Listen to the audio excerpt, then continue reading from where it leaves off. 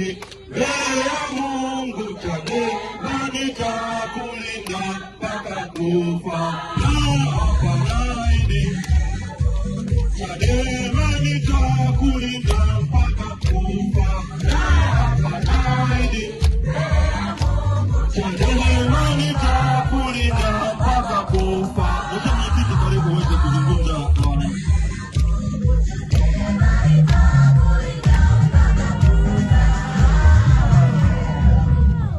Makamanda peoples! Peoples! Tuko sawa?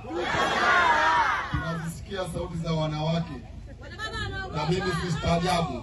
Kule Zanzibar wanawake ndio wanaongoza harakati za kuleta mabadiliko.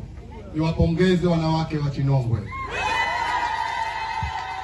Kwanza nichukue fursa hii kumshukuru Mwenyezi Mungu kwa kunisafirisha kutoka Zanzibar mpaka hapa Chinongwe.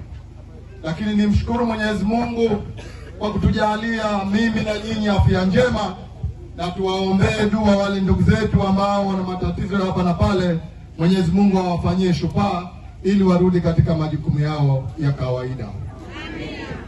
Nina taarifa, nimearifiwa kwamba tuna makamanda wetu 6 wamekamatwa kwa ajili au wakatuhuma kwamba wanahamasisha maandamano.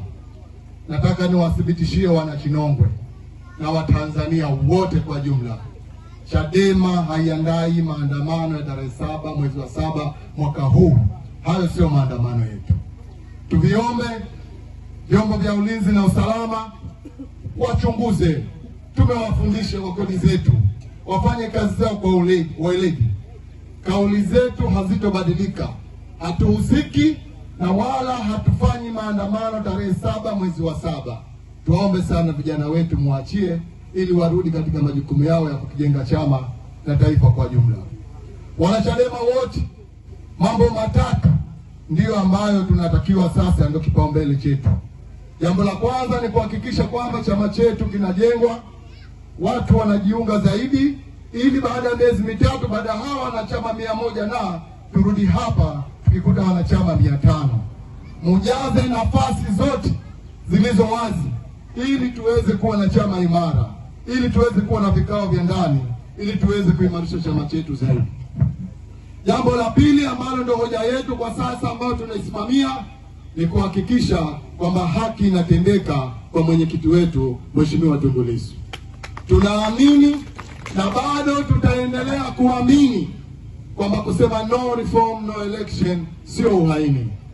Hivi vyama vimeundwa, vina itikadi, vina falsafa yake. Sisi tunaamini katika ukweli na uwazi, na tuliwaambia uwazi na tuliwaambia ukweli kwamba uchaguzi bila marekebisho ya mfumo wa uchaguzi utakuwa uchaguzi sio haki, na nyote nyinyi mmeona. Jambo la tatu ambalo tunatakiwa tulisimamie kwa nguvu wana Chadema ni kupaza sauti zetu, kuunganisha sauti zetu na mushirikiane.